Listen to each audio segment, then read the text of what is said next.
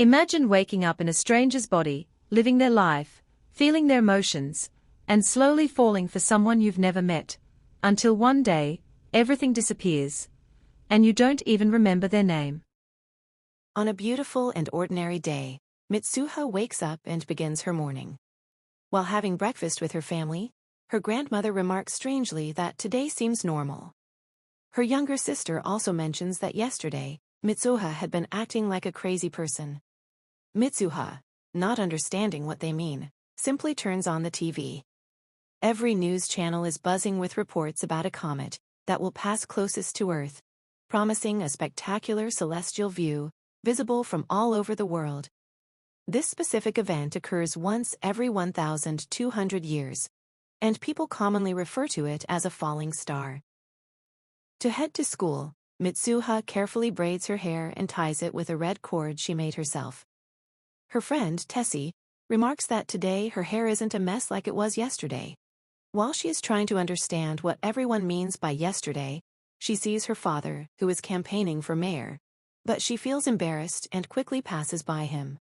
She is the mayor's daughter, and Tessie is the son of the contractor who supports him, so their classmates often mock and tease them. As Mitsuha and her friends walk on, the mayor yells at her to walk upright. Even though he is a strict father to his daughter, people seem to admire him. But Mitsuha feels ashamed after being scolded in public. When she arrives at school, Mitsuha finds that someone has written, "Who are you?" in her notebook. While she is wondering who could have written it, her teacher calls her name and she stands up. The teacher remarks that today she seems to remember her name, and the whole class laughs. Everyone is talking about what happened yesterday, but Mitsuha doesn't remember anything. When she asks her friends Sayaka and Tessie, they tell her that yesterday she forgot her name and her locker number, and she even came to school with messy hair.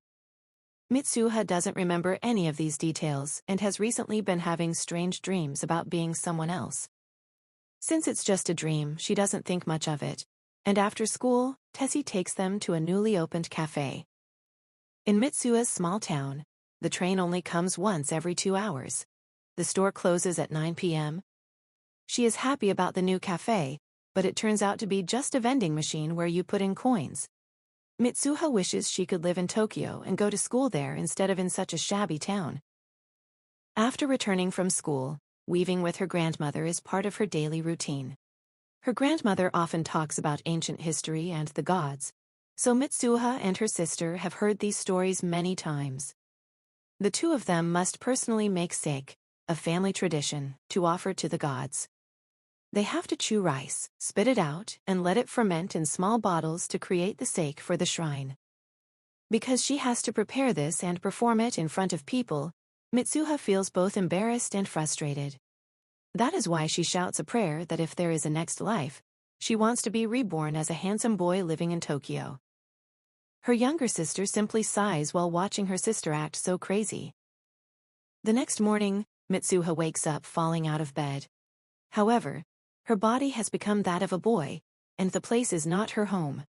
It is only when her roommate calls the name Taki that she learns the name of the body's owner. Although this is not the first time she has ended up in someone else's body, she still thinks it is just a dream.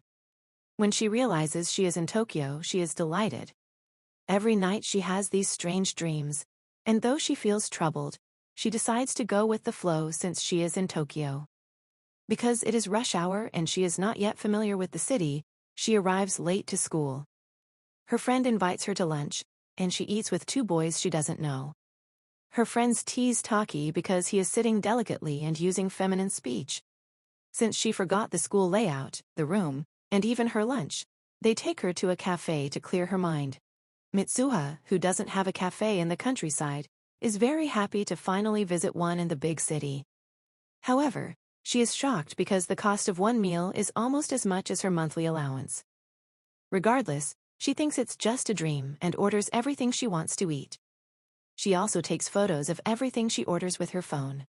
When it's time to go to work, she even forgets the location of the job and has to ask her friends before going. Mitsuha, who knows nothing of Taki's life, makes mistakes while waitressing and is repeatedly scolded. When one table complains that a toothpick was found in their dish, Mitsuha honestly tells them that Italian restaurants do not provide toothpicks. Since the customer is intentionally looking for trouble, the situation escalates until Miki, a senior coworker, apologizes and gives them the meal for free. Even then, the unsatisfied men slash Miki's skirt with a knife. When Mitsuha sees this, she repairs the skirt with beautiful embroidery. Although Taki is usually short-tempered and rebellious, Miki is charmed because he was so gentle and protective. As for Mitsuha, she is exhausted from struggling even though she thinks it is a dream. When she gets back to the room, she looks at Taki's phone and sees that he keeps a daily diary, which she admires as being very organized. While looking through the phone, she sees a photo of Miki and realizes that Taki has a crush on her. Therefore, she writes down everything she did today in the daily diary. She writes in pink that she walked Miki to the station. Remembering that someone wrote, "Who are you?" in her notebook, she writes the name Mitsuha on his hand before going to sleep. The next day, when Taki wakes up, he is surprised to see Mitsuha written on his hand, and even more surprised to see a greeting written with pink emojis in his phone. When he arrives at school, his friends ask if he remembers where his job is today, and he goes to work on his own. His co-workers are unhappy because Taki supposedly walked Miki to the station yesterday. Since everyone at the restaurant has a crush on Miki, they are jealous that Taki is making progress. Taki, however, doesn't remember anything he did yesterday. On the other hand, when Mitsuha wakes up, she sees, "Who are you? What are you?" written on her hand. When she goes to school, everyone is looking at her strangely, so she asks Sayaka why. Her classmates tell her about Mitsuha's behavior from yesterday. Even though they had been gossiping before, the yesterday, Mitsuha was different. She had kicked over desks and acted like a bully to warn the whole class. That is why everyone is intimidated today. Mitsuha rushes home and checks her diary. It is only after seeing the messages Taki left that she realizes she wasn't dreaming and that she and Taki are actually swapping places. The two of them swap places about 3 times a week for a day or two. Since both are the same age and cannot control the swapping, they decide to look after one another and set rules for things they should not do. When Taki is in Mitsuha's body, he acts aggressively, so Mitsuha is often angry whenever she returns to her own body. As for her, whenever she is in Taki's body, she just goes to cafes, so Taki tells her not to waste the money he earned. Mitsuha, however, feels that since she is doing his part-time work, she can spend what she earns as she pleases. Although they have many disagreements, Mitsuha, who understands women, flirts with Miki whenever she is in Taki's body. Just as Taki and Miki's relationship is improving, Mitsuha is also getting more than just boyfriends. She's getting apologies because of Taki's rough behavior. Although they have rules about not interfering, since neither of them was successful before the swap, they are both jealous and satisfied with the romantic progress. One day, while Taki is in Mitsuha's body, their grandmother takes the grandchildren to a shrine. Taki is amazed because it is located right in the middle of where a comet fell 1,200 years ago. Around the shrine is a small stream, and the grandmother explains that crossing to the other side is considered the world of the dead. There is a belief that if you want to return from that world, you must leave behind your most precious possession at the shrine. Mitsuha and her sister leave behind the sake they made themselves. By the time they return, it is evening, and the sunset is breathtakingly beautiful. Mitsuha's younger sister looks at the sunset and mentions that the comet will fall tomorrow. Even though the whole country knows from the news that the comet will fall, Taki doesn't know, so the grandmother asks, "Mitsuha, are you dreaming?" At that moment, Taki wakes up, and for some reason starts crying. Since Mitsuha arranged for him to have a date with Miki today, Taki rushes to the meeting place. Meanwhile, Mitsuha also wakes up and prepares for school, but she feels sad thinking about Taki being on his date. Miki looks exceptionally beautiful today, but Taki cannot focus on her and only sees Mitsuha in his mind. Miki herself realizes that while Taki used to like her, there is now someone else in his heart, so they go their separate ways. Mitsuha had left notes in Taki's phone about what to do and avoid on the date. and she also told him not to miss the comet falling tonight. Taki waits, but the comet doesn't fall, and when he tries to call Mitsuha, he only hears, "The number you have dialed is out of service." On the other side, Mitsuha is preparing to go see the comet with her friends. She is no longer wearing the red cord in her hair and has cut it short. Her friends notice that she seems sad. While the comet is beautiful to the eye, it falls directly onto Mitsuha's town. From that time on, Mitsuha and Taki no longer swap places. While Taki was Mitsuha, he used to draw the place where he stayed in great detail. He draws all the pictures he remembers and sets out alone to find her. When his friends and Miki realize Taki has gone off alone with a broken heart, they follow him out of concern. Miki doesn't just like Taki. She likes his spirit and wants him to find the girl he is looking for, so she helps him search. Taki follows his instincts and asks people for the town's name, using his drawings, but no one knows it, and he reaches a dead end. When they take a break at a noodle shop, it turns out the owner is from Itamori, the town Mitsuha lived in. Itamori is the town that was destroyed 3 years ago when the comet fell, leaving nothing behind. His friend says Taki must be mistaken, but Taki remembers every detail, including the playground, mountains, and the stream. He learns that both the shrine and the lake were formed by the craters of comets that fall every 1,200 years. When Taki looks at the notes he wrote yesterday, they all disappear from his phone before his eyes. Taki is helpless and can only watch, but he does not give up and goes to the library to research the town. 3 years ago, a large comet fell, and the largest fragment unexpectedly became a massive meteorite. The meteorite struck the town of Itamori around 8 p.m.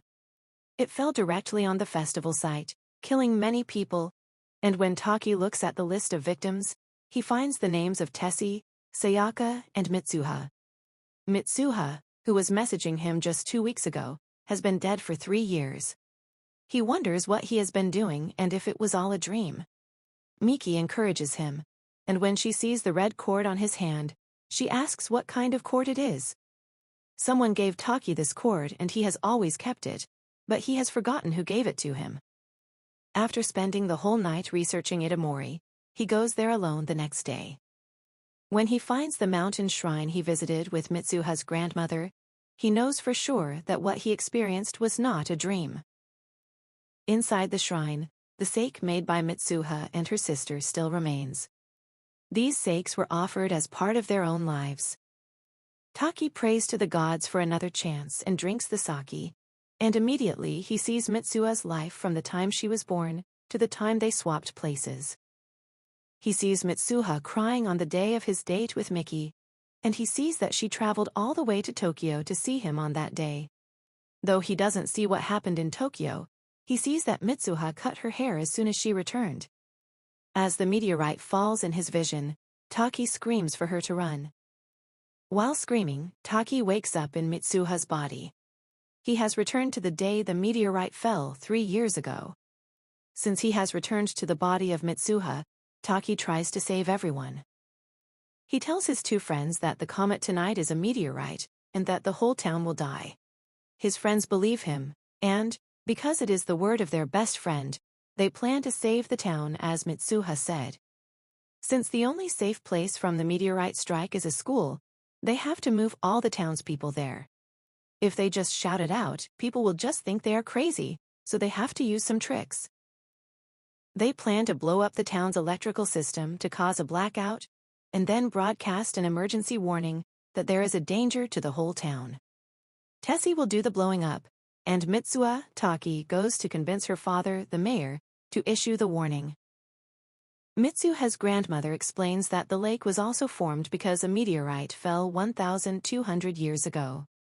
Therefore, it is even more certain that a meteorite will fall here again. Taki, as Mitsuha, goes to talk to the mayor, but he doesn't believe her and scolds his daughter for not acting like a girl. Taki, who is not actually his daughter, gets angry and grabs the mayor's collar to confront him. Only then does he realize he has gone too far and leaves in embarrassment. When he meets Mitsuha's sister, he again tells her like a madman to run away from the town. The sister mentions that Mitsuha hasn't been right since she went to Tokyo yesterday, and Taki pauses. He realizes that if he is in Mitsuha's body, then Mitsuha must be in his body back at the shrine. Taki rushes to the shrine, where Mitsuha has indeed woken up as Taki. She looks out and sees that the entire town of Itamori has been destroyed in Taki's time. She also remembers that she died along with the town 3 years ago. Because Mitsuha had feelings for Taki, she traveled all the way to Tokyo that day just to meet him. However, she was unable to reach him by phone and could not find him anywhere. Just as she was preparing to return home, she spotted Taki on a train. She approached him and called out his name, but Taki did not recognize her. For Taki, this was 3 years in the past, so the body swapping had not yet begun, and he was still just a young boy who did not know who Mitsuha was. Because of this, Mitsuha gave up and began to walk away. But at that moment, Taki felt a strange connection and called out to ask her name. Overwhelmed with a mix of sadness and joy, Mitsuha told him her name was Mitsuha and gave him her red hair cord so that he would remember her. In the present timeline, Taki finally remembers the origin of the red cord on his wrist. When Taki reaches the mountain shrine, he calls out for Mitsuha. Mitsuha, who is currently in Taki's body, hears his voice and calls back. The two of them run along the rim of the Itamori crater, searching for the source of each other's voices, yet a 3-year time gap still separates them. Despite this, as the twilight sun passes through, they sense each other's presence. Though they cannot see one another, they know the other is there. Through Taki's persistent efforts, the gods grant them a chance to meet once more. Both Taki and Mitsuha return to their true bodies, and finally see each other. Taki returns the red cord he had kept for 3 years. He urges Mitsuha to save the entire town, as the meteorite will fall very soon. To ensure they do not forget one another upon waking, they decide to write their names on each other's hands, and Taki writes his name on Mitsuha's hand. Just as Mitsuha is about to write her name, she is suddenly returned to her own time. Taki repeatedly mumbles Mitsuha's name to keep from forgetting it, but he eventually loses the memory of her name. He even forgets what he came there to do. Everything fades from his mind, except for the lingering feeling that there is someone important whom he must never forget. On the other side, Mitsuha is racing against time to save her town. Tessie blows up all the electrical power stations, causing a total blackout across the entire town. Following the explosion, Sayaka announces through the school's broadcasting system that everyone should evacuate to the school, a safe zone, due to the risk of a forest fire. However, the mayor counter-announces that this is false information and instructs everyone to stay in their homes, causing the citizens to relax. Mitsuha and Tessie grow frustrated as they shout warnings on the streets, but no one believes them or attempts to flee. As Mitsuha rushes to her father to explain the danger of the comet, she begins to cry because she has forgotten Taki's name. Looking at her hand, she finds that instead of his name, he has written, "I love you." Like Taki, she forgets everything except the soul-deep certainty that there is someone precious she must not forget. The meteorite strikes directly in the center of the town, turning the entire area into a massive crater. The following morning, Taki wakes up on the rim of the Itamori crater. He cannot even remember what he was doing there. 5 years pass, and Taki lives with a constant sense of emptiness in his chest.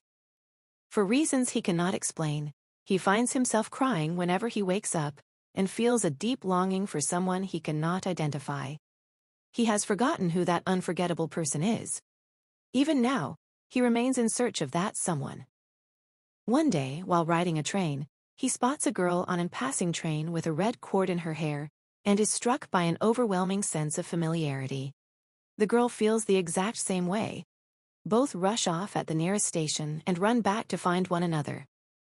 When they finally meet on a staircase, one descending and the other ascending, they hesitate to call out, appearing as strangers. However, pushed by their intense feelings, Taki musters the courage to ask, "Have we met somewhere before?" Mitsuha, filled with joy, replies that she thought so too. Their tears of sorrow instantly transform into tears of happiness, as smiles break across their faces. In that exact moment, they simultaneously ask the question they have both been longing to hear. That question is, "What is your name?"